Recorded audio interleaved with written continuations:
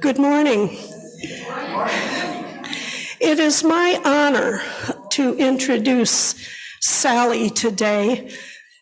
Sally's extended family of Connollys and Caskies were a foundational part of the UU village that raised me. I don't know who I'd be, in fact, without them.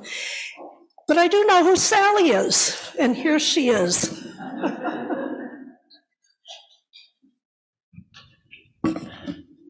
So deep breath. I need a deep breath. Thank you. Good morning. Good morning. My name is Sally Connolly, and I use the pronoun she and her. I recently returned from a trip to important civil rights places in the South that was sponsored by The Nation magazine. We visited Jackson, the Mississippi Delta, Little Rock, Memphis, Birmingham, Selma, and Montgomery.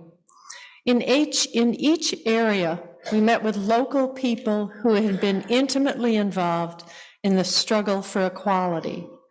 Their stories of courage and dignity in the face of extraordinary resistance and oppression were greatly inspiring. While I deepened my knowledge of our difficult U.S. history, especially that of enslavement, Reconstruction, lynching, and the struggle for civil rights, more importantly, I developed a gut-wrenching, visceral sense of the people and places integral to this era. A common thread that tied together disparate actions and events was the value of comradeship and community as one moves through life. In addition, for many of the civil rights movements, the churches were the bulwark of the movement, providing inspiration, sanctuary, and abiding faith. This resonates in me, as here today, within this community, our Unitarian Society, I am cognizant of the impact this experience has on me, and in particular, why I pledge.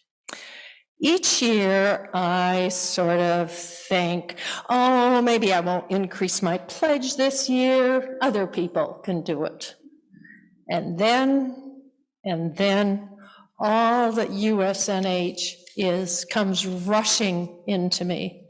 And I acknowledge once again how much this community, our USNH, your USNH, means to me. I want us to be strong. Moreover, I need USNH to be strong. It is here among all of you that I find abiding and meaningful friendships, a place to address social justice issues, music to awaken my senses, young children to watch and grow and change, new members that bring vitality and fresh ideas, and sermons and discussions that explore diverse values, pushing me to explore life's meaning. In troubled and challenging times, USNH must continue to be a force for progressive ideas, the unencumbered exploration of individual beliefs, a voice of reason, and a commitment to justice and equality in our communities. I urge each of you to say yes to stewardship, yes to increasing your pledge, and yes to strengthening this beloved community. Thank you.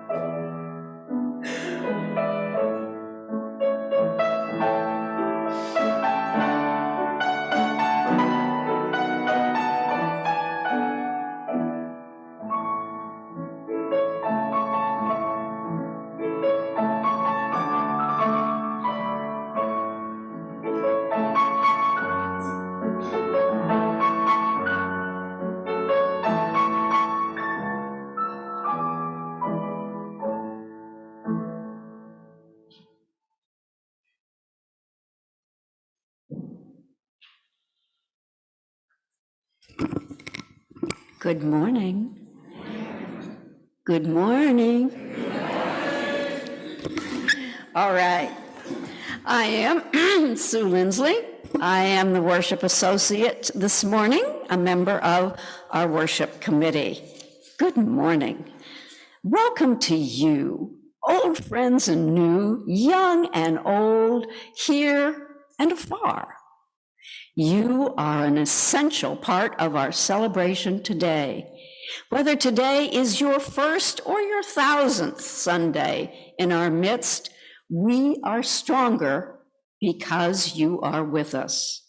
We are one people of many beliefs, many origins, many sexualities and genders. We are all growing, all learning, and all loved. Just as you are welcome.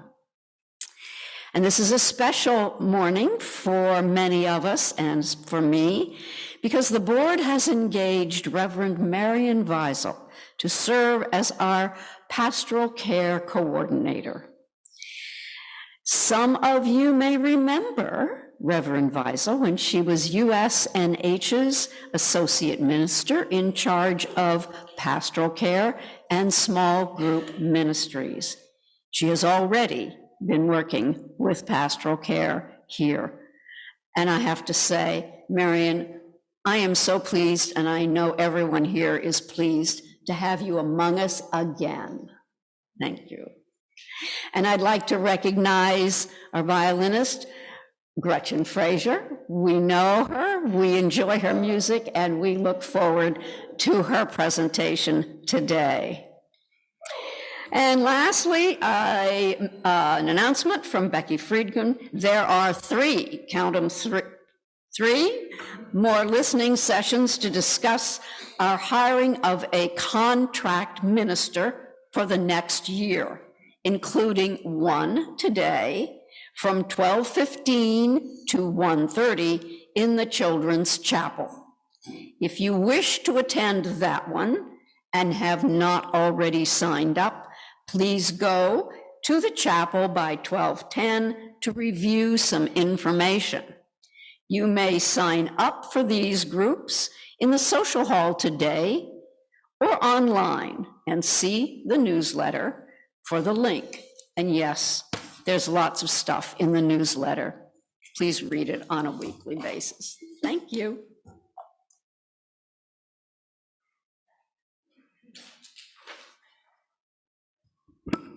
I think I remember how to do this. Our call to worship this morning is Where Many Rivers Meet by David White. All the water below me came from above.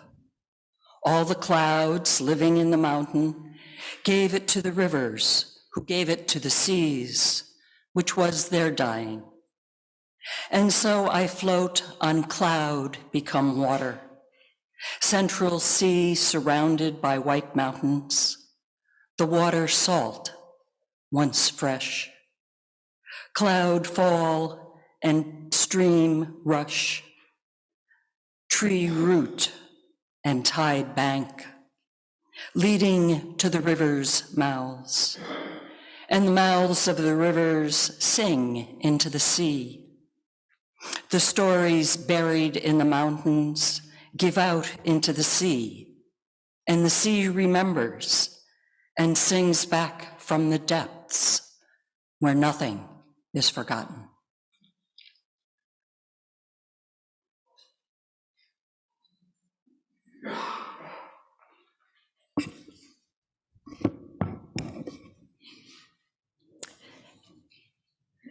We light this chalice for all that keeps us afloat on difficult days. We light this chalice for the spark of hope that ignites our living. We light this chalice for the flame that lights our way. We light this chalice for the warmth of community that embraces us over and over again.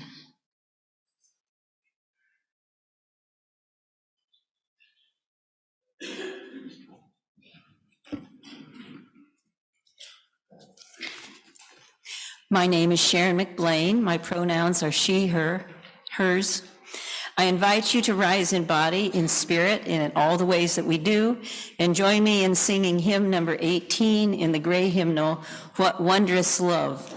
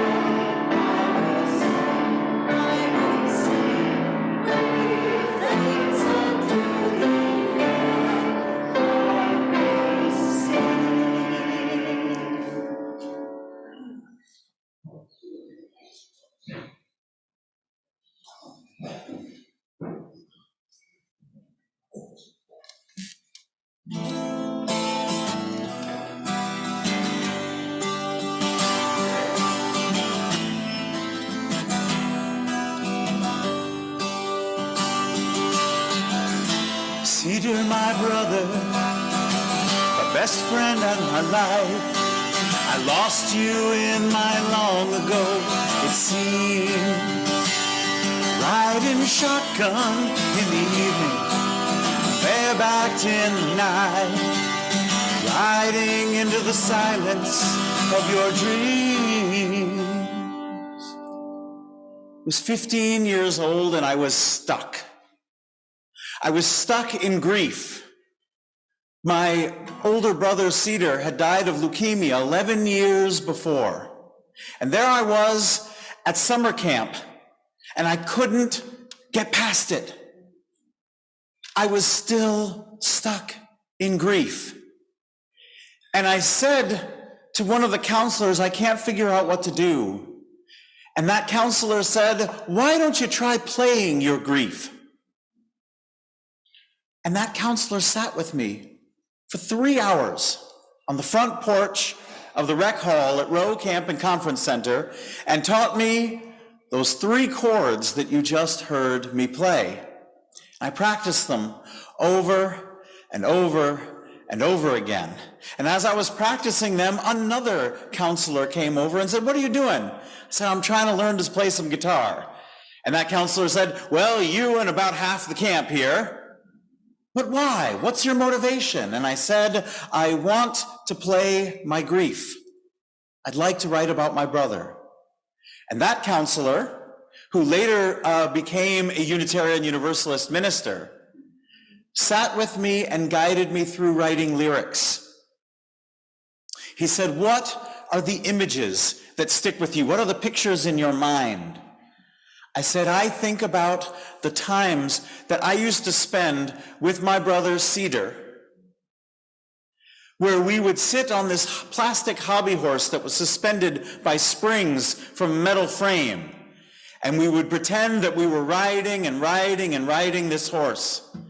He said, "That's it. That's what you're going to write about." Cedar, no other can take your place with me. A kindness such as yours is very rare.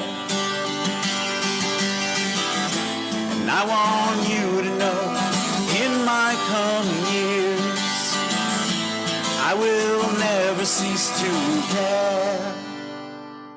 The next question that counselor asked me, he said, "What do you want to say to your brother? What would you like to tell his memory?" And those lyrics came out. I was on my way. Other verses came out. There were verses about telling Cedar about the birth of his younger sister, Arjuna. There were verses that were about worry. But when the chorus came out, the chorus came out a bit like this. When you went riding, I would follow you. I would follow you away. Though I can't see you anymore, I can't feel you like before, still I follow you away. And that's my message for Cedar now. In fact, my message for him is that he lives. He's there. I'm not sure how many of you know this, but Cedar, if you translate it in Spanish, is the word cedro. He's still here. He's still with us. May you carry your grief and sing through it, or swim through it, or talk through it, or love through it. But let's get through it, and let's carry on. Let's do that here in this space today, and let's do that in the coming days and months and years. And with that, I have an invitation for us to reach down to our roots and sing as the children and young people accompany me up to the children's chapel. Let us sing us off together. Our roots go down, down to the earth. Our roots go down, down to the earth. Our roots go down, down to the earth. Our roots go down. Our roots go down, down to the earth. Our roots go down, down to the earth. Our roots go down, down to the earth. Our roots go down.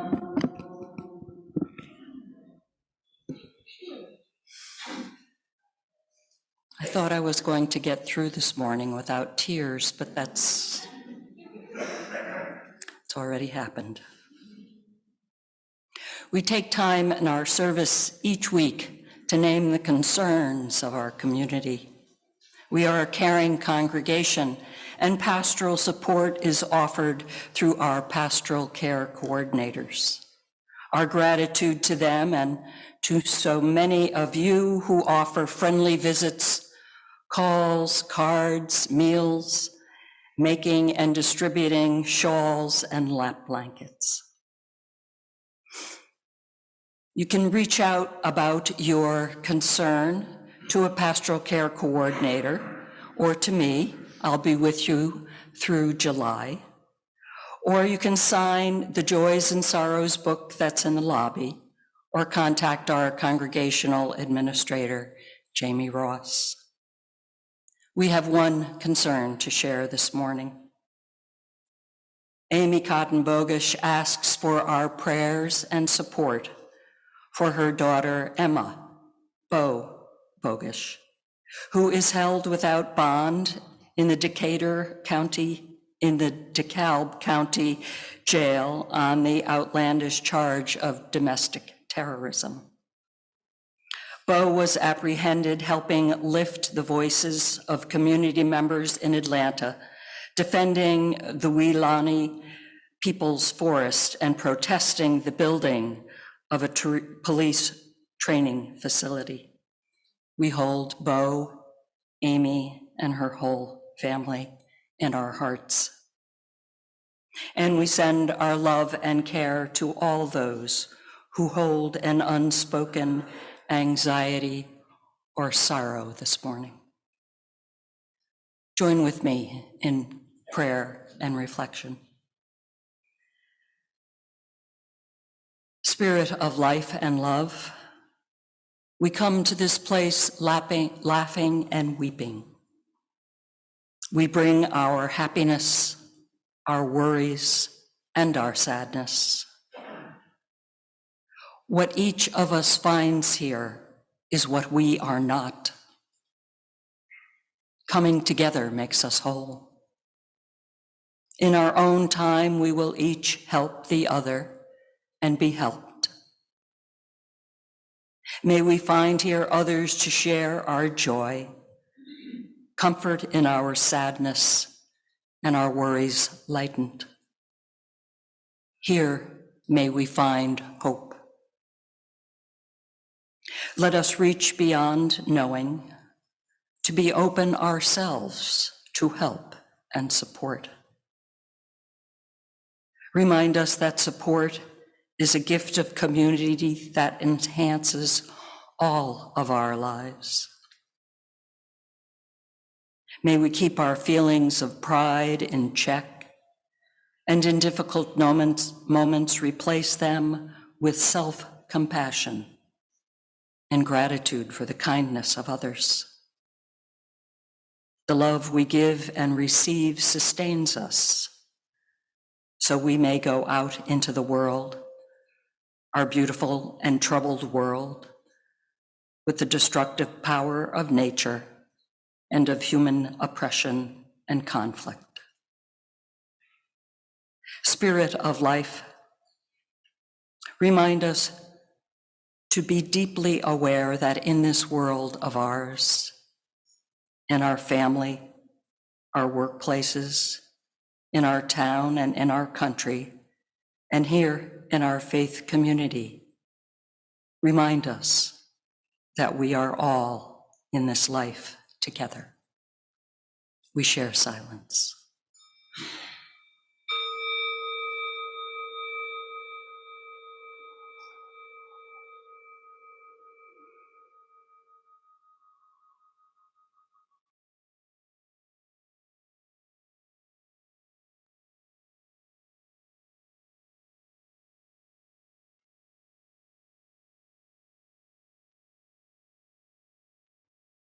Amen.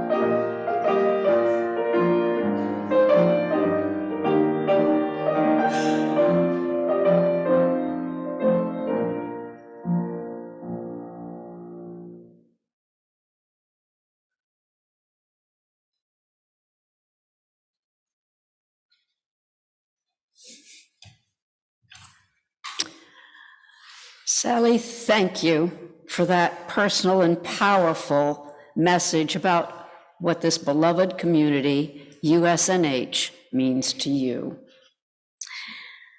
These are the words of Kristen Collins. We give to remind ourselves how many gifts we have to offer. We give to remember that we are part of something bigger than ourselves. We give because we believe in music and sacred space. We give with the faith that together we have enough.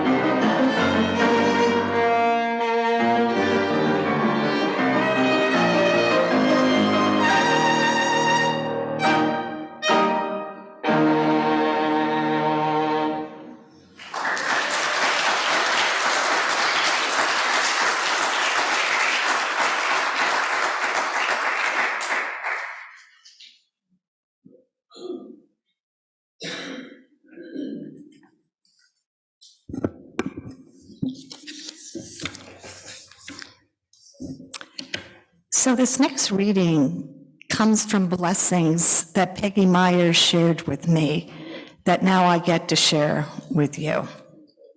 The Cure for Sorrow by Jan Richardson. Because I do not know any medicine for grief, but to let ourselves grieve.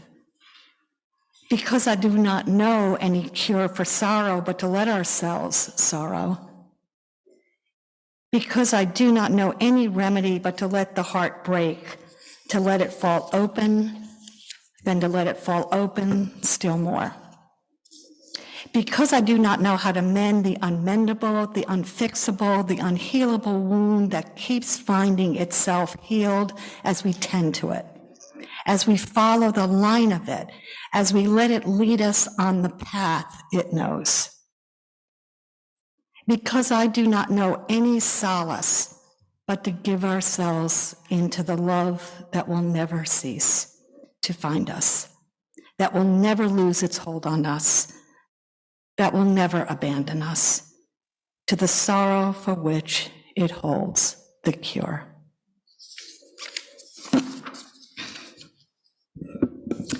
Good morning. And this is hard. My name is Lisa Anderson. My pronouns are she, her. So let me start this reflection by lifting up some of my teachers and those who have guided and walked with me through my journey into death, loss, and love. My mom stands out for her unfailing courage facing death, a practice she maintained her entire life until she died a year ago. Death talk was accepted in an encouraged conversation in my home, especially when my mom entered into her 90s. And I'm laughing now because it could be quite disquieting to my friends. But that's what we did. My other teachers include Reverend Kathleen McTeague, a former USNH minister, who taught me the importance of just being present with death, showing up for others without words or expectations. 2 years ago, I became a death doula under the tutelage of Francisca Arnoli. She's the founder of the University of Vermont End-of-Life Doula Program. Francisca began her career as a birth doula, accompanying new life into the world, and then shifted to become a death doula for the end of life, a much neglected passage in this culture. There's so many more people I could mention, but I do want to mention USNH member Patricia Griggs for sharing with me her rich experience as a hospice nurse. And then there's Jim Peters, because of his grounding in both and thinking. And then there are the many friends and family who invited me to accompany them on their end-of-life passage. When you show up for another person and hold their journey, you're also learning about yours. And a special thank you to Sue Lindsley, the co-creator of this service, for her loving encouragement of my exploration and coaching along the way. So, my friends, I begin at the end with an invitation to you to share your journey on death and dying. Worship services, I believe, are an invitation to begin or continue dialogue and to expand our understanding and thinking. I've included resources for you to consider in the order of service. And these are resources that exist here at USNH among our members and staff and friends. We are rich in abundance. You do not have to be alone in this difficult but life-affirming work. So today, I'm going to share a small piece of my personal grief journey with you. I believe that grief and loss are with us from the moment of birth until our last breath. All of life is a practice in dying and loss and learning to love. And I promise you, this will not be, I hope, a gloomy, sad trip, but one marked with humor and joy. And that's why I've borrowed my title, Happy Sorrow, from Robin Roberts, who's the anchor of Good Morning America. I want to tell you as well that I experience death and loss as a spiritual experience. And please substitute your own words for words that I might use that feel triggering. I don't really have a word for God, the divine, or the holy, or the mystery which surrounds us, but for me, it is all unknowable and it can't be fit into words. I do know that whatever it is, it's a very, very real presence in my life. And today I'm talking about death, a physical death, but I do know there are lots of different kinds of deaths.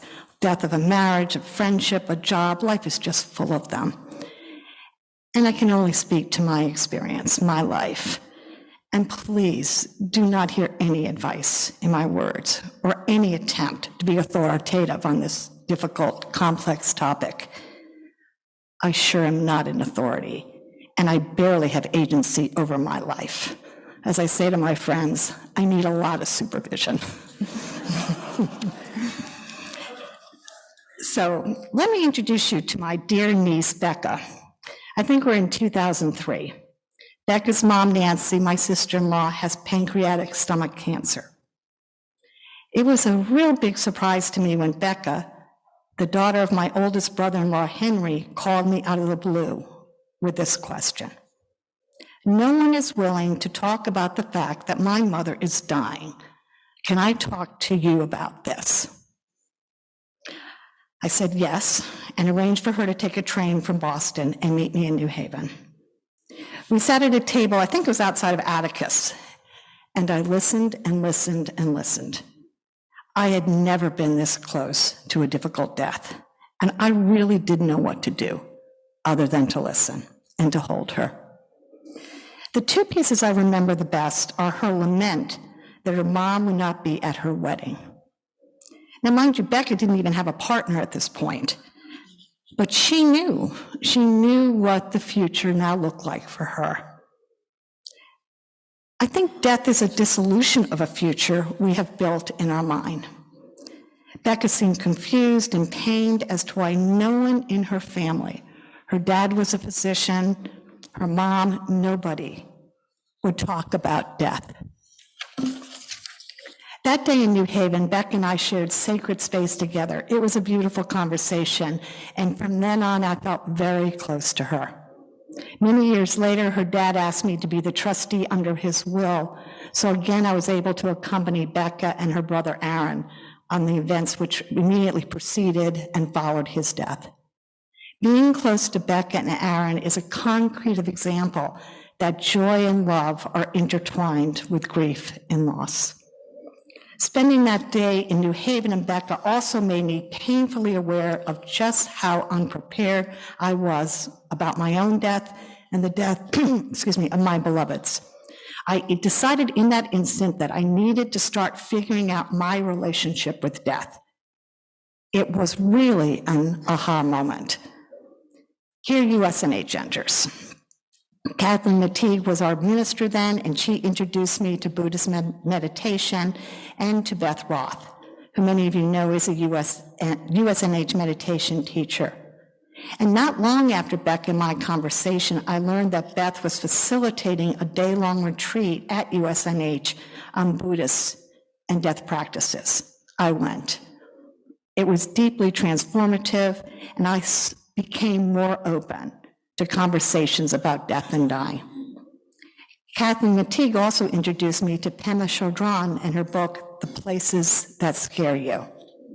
In the preface of her book, Pema Chodron shares this advice from her teacher. Anything you are attached to, let it go. Go to the places that scare you. Certainly death is one of the scariest places I know, right? So let's fast forward into this decade. Except for the death of my dad in May 2003, after years of dementia, the raw, difficult experience with death had not found its way into my life. But I knew I was on borrowed time. No one deserved to be as happy and content as I was, to have such a privileged life. And then I hit the dark times.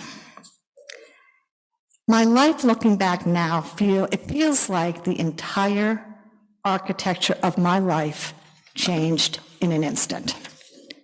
Now, maybe some of you have read Joan Didion's book, The Year of Magical Thinking. Anyone?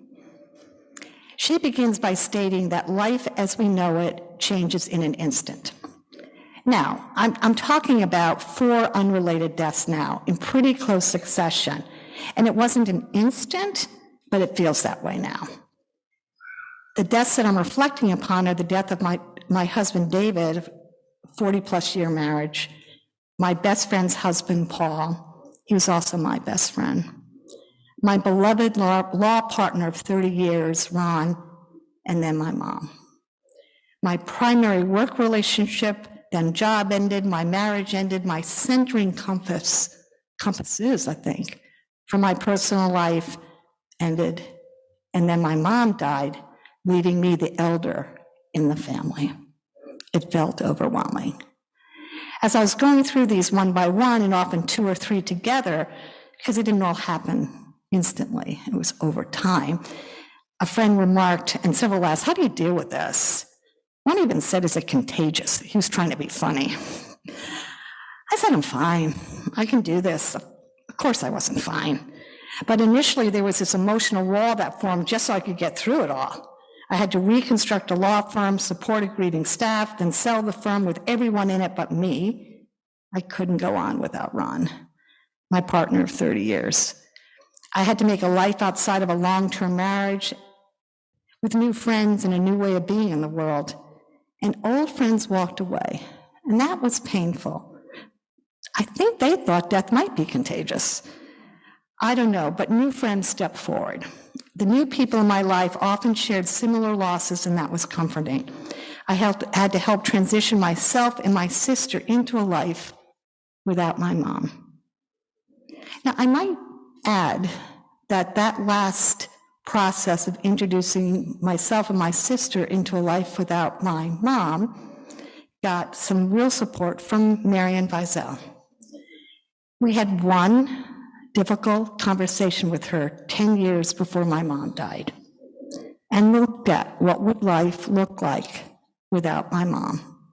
It was hard. But by looking into the future, we then got to live into it, and it became a little less scary. So I've learned that death and loss is really an invitation to rewrite the future I was unknowingly clinging to. We never know what our future will bring, and I know that it's hard to live in the dual reality of planning a future and knowing that things will unfold differently.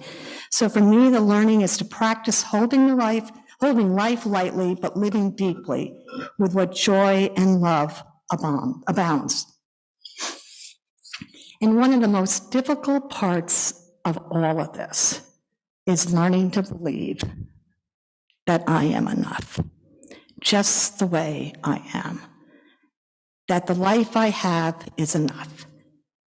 Again, it doesn't mean that I've stopped growing. I have found when my husband died after a beautiful, but really messy 8 years, I did feel very freed up to live a different life, one without being inside of a long-term marriage. I often didn't like that reality, but that was my life to live into. And as I mentioned earlier, so many other difficult losses occurred that could have been anchors for me, and they were gone as well. So the rebuilding and recreating of a new life was difficult, and it still is. And in many ways, aren't we always called to rebuild and recreate our lives? So I have found that in order for me to center in the belief that I am enough, I had to learn to love myself. I could love myself and accept myself just as I am. If I could love others more deeply and connect more skillfully.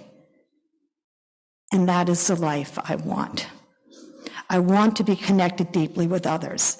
I think I'm able to talk openly about death because I'm grounded in love. The love of my family and friends, and the love I'm learning to give myself. I'm learning to turn grief and loss into gifts, and that will continue to be my practice. Of course, there's more I could share with you, but I'm going to stop with a poem. And it's a poem by Derek Walcott, a Caribbean poet who won the Nobel Prize for Literature. I love his stuff. He writes about living in several cultures. So this is his poem, Love After Love. The time will come when, with elation, you will greet yourself arriving at your own door, in your own mirror, and each will smile at the other's welcome and say, sit here, eat. You will love again the stranger who was yourself. Give wine, give bread, give back your heart to itself, to the stranger who has loved you all your life, whom you have ignored for another, who knows you by heart. Take down the love letters from the bookshelf, the photographs, the desperate notes. Peel your own image from the mirror and sit. Feast on your life. Blessed be. Amen.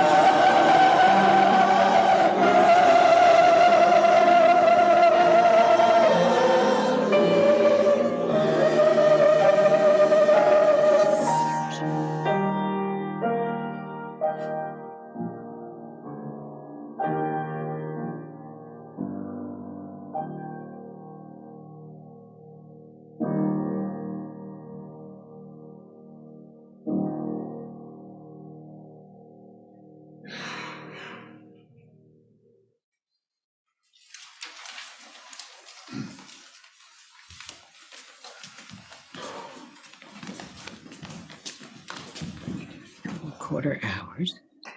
So then if we do from,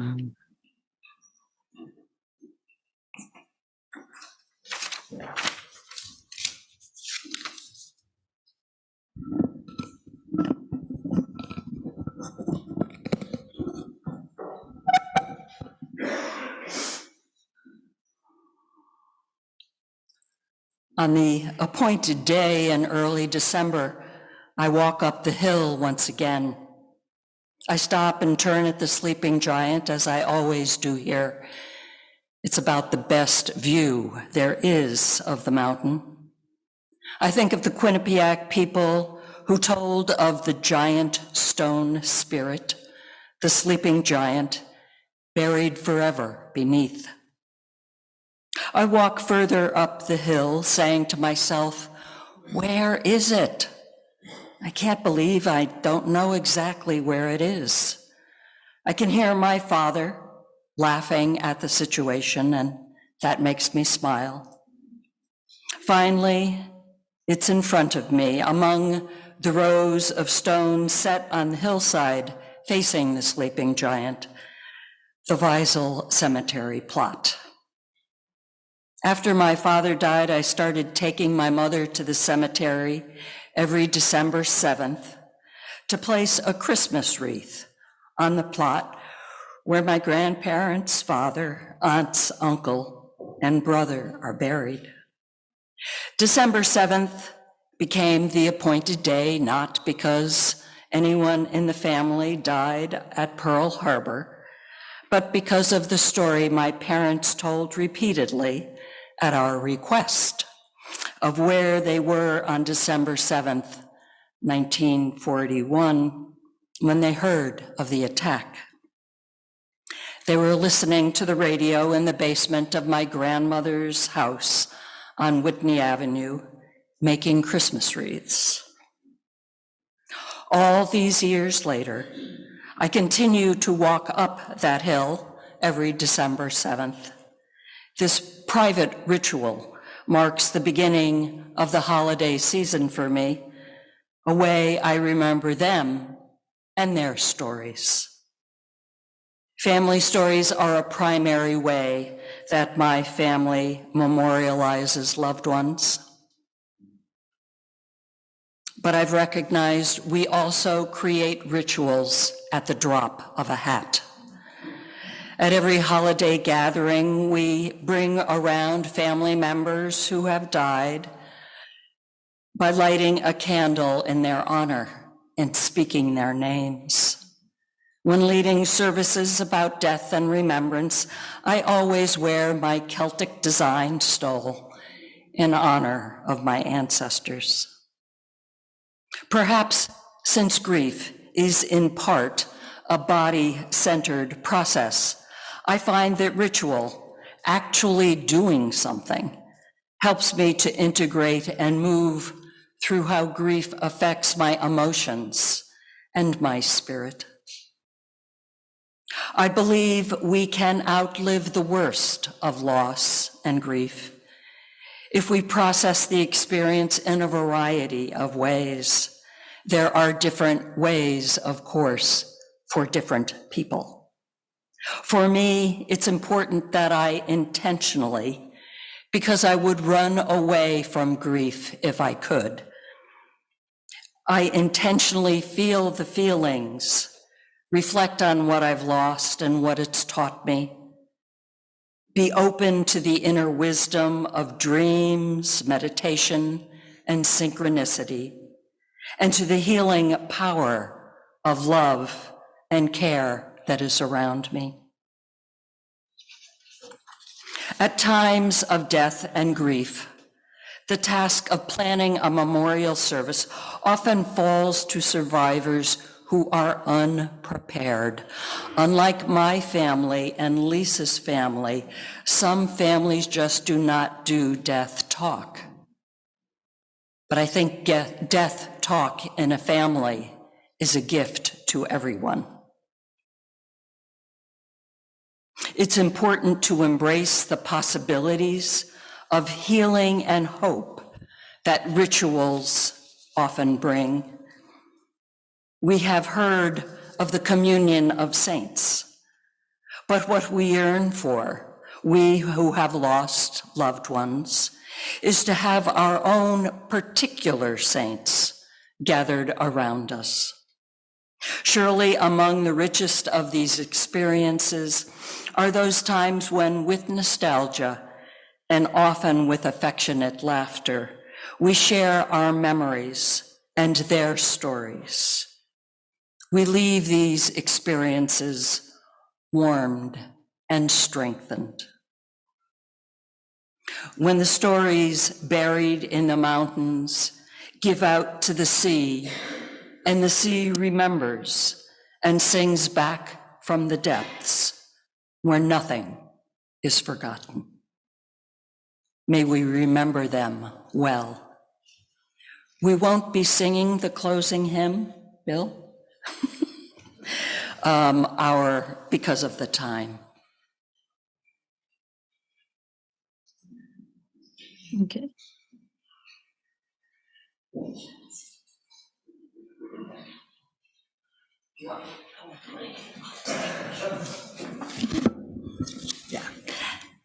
Please join me in the words in your order of service or online that we use to extinguish the chalice.